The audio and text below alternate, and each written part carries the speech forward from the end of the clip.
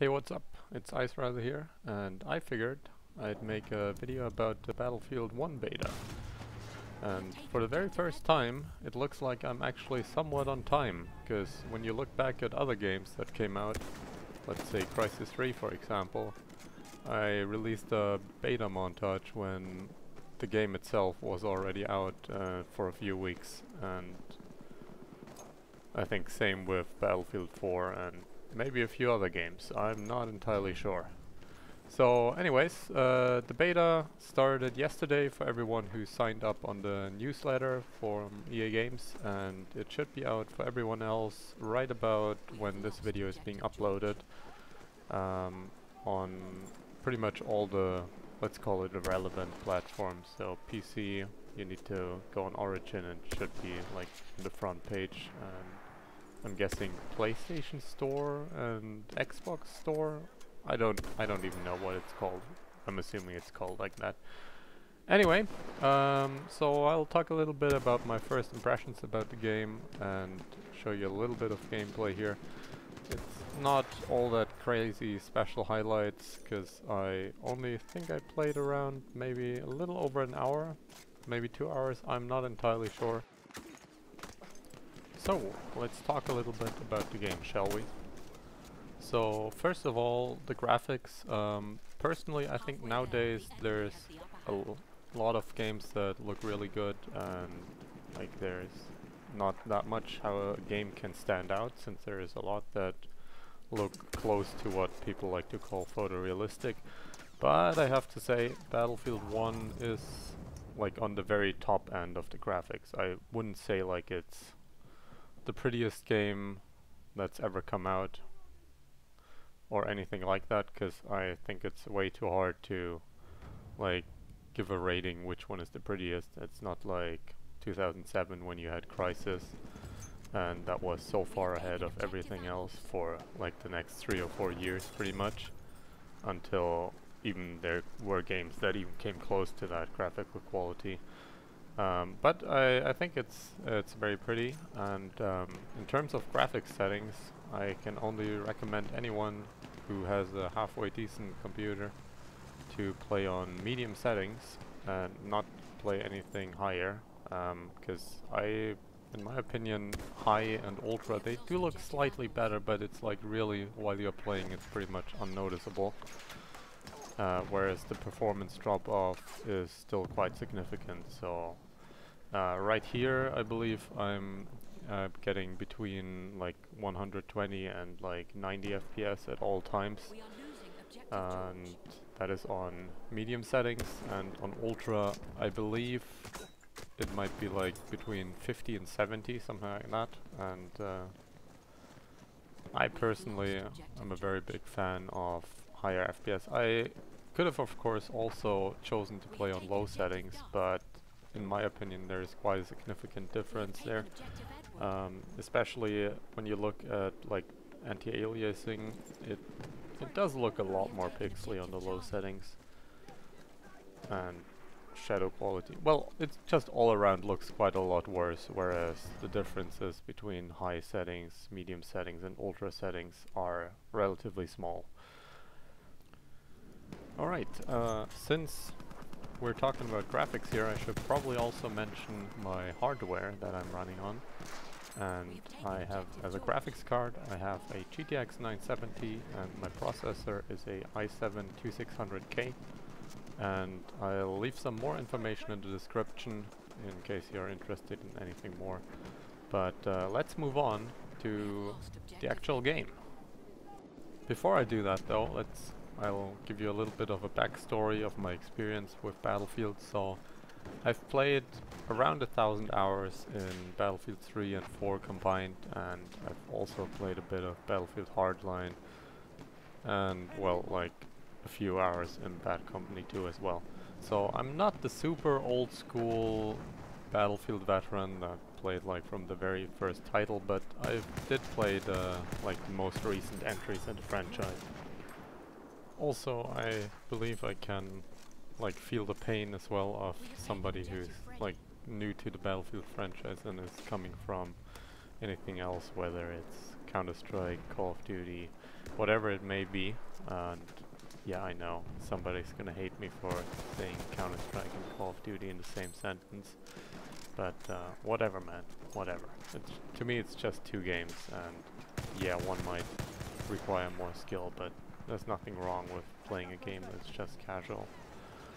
So, anyway, I haven't played Battlefield in like 1 year up until recently, when I went to Gamescom and tried Battlefield. I guess it was still alpha then, but really it was the same map and the same game mode as this. So basically up until recently I hadn't played Battlefield in about a year. So I'm once again getting frustrated with things that I used to be used to, like tanks that you should avoid when you're not playing an engineer class and stuff like that. Alright, so I just looked something up, and the class that I was just referring to as engineer class is actually called the assault class in this game.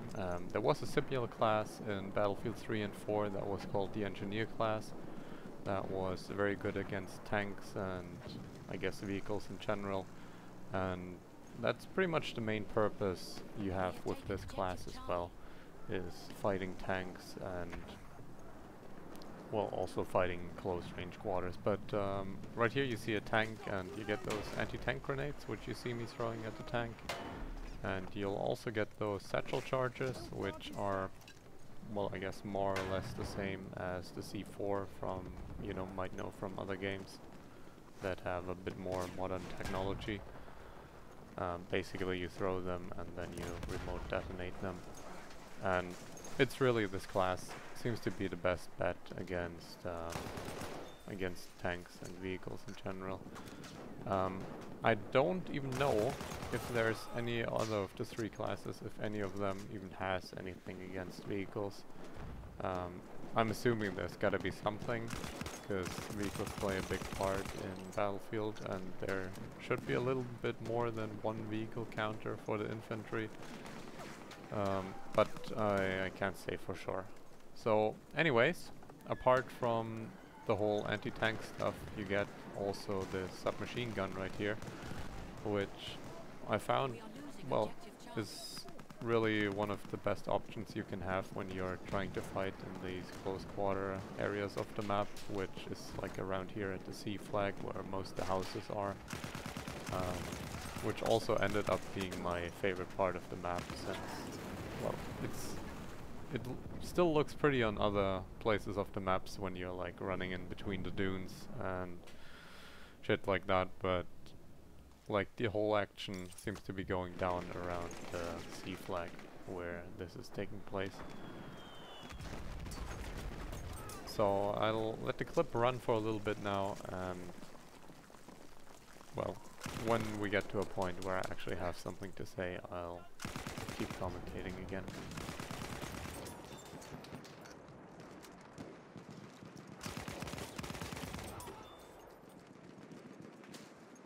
We have taken objective Duff.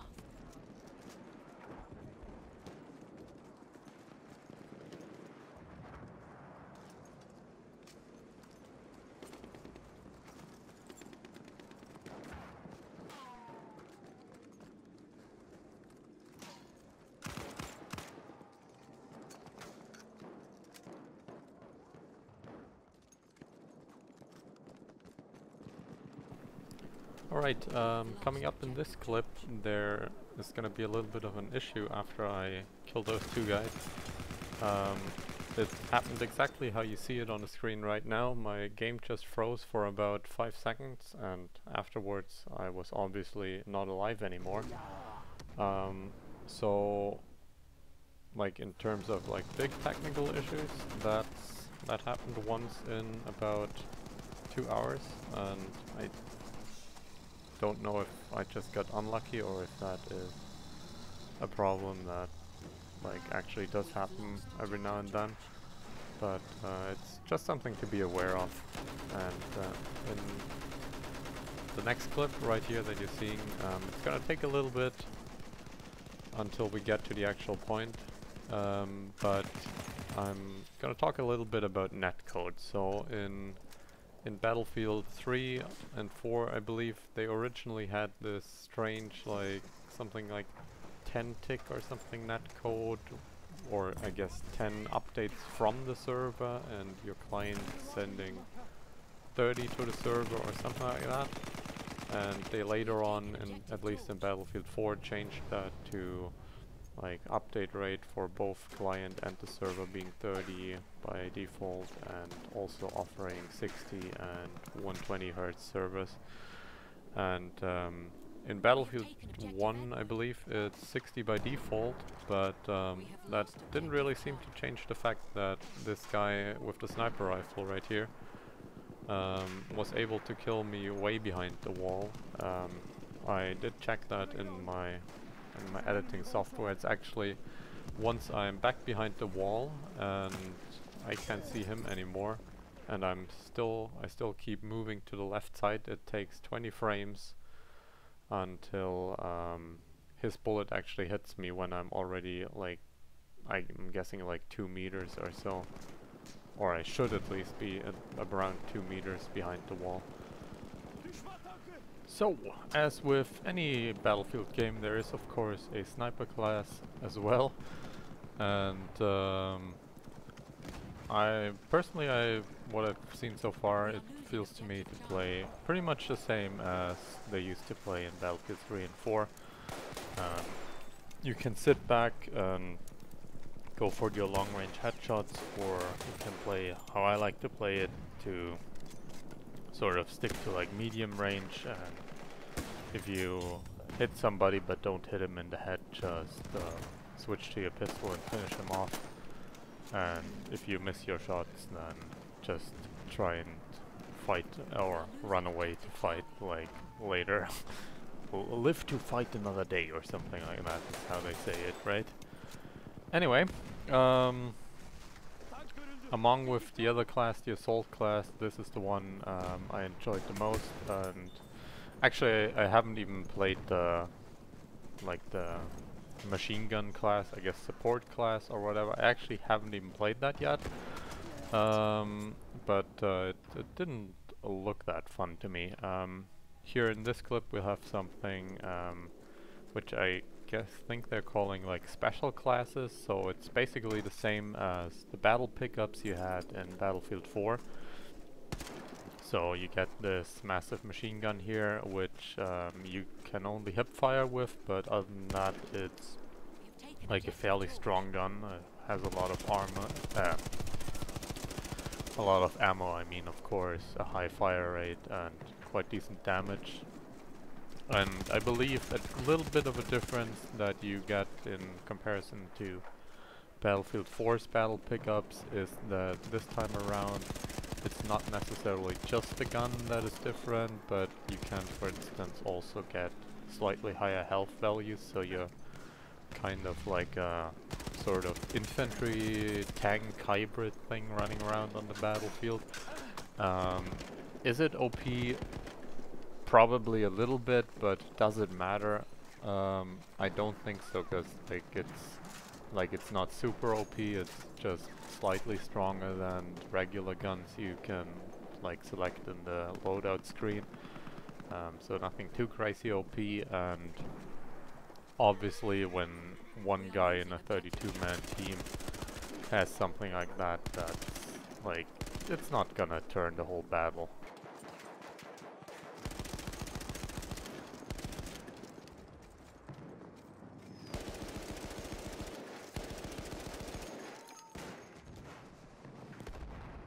So coming up right here is another moment of a feature that I really don't like, which is the bayonet charge. You can see that guy coming around the corner right here.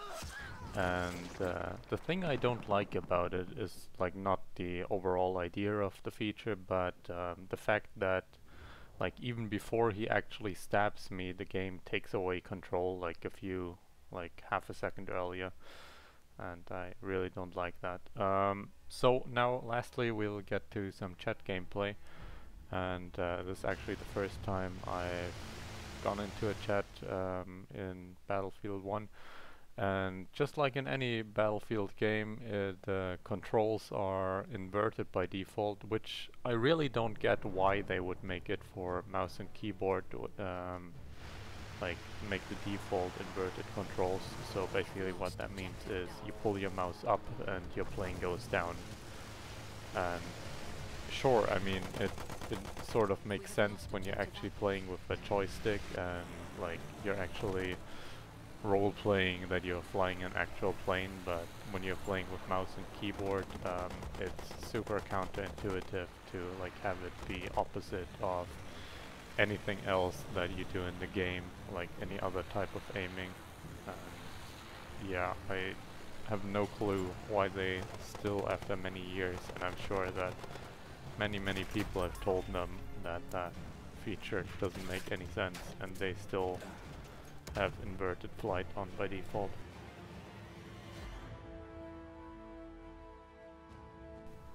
Alright, Battlefield 1 beta is out right now.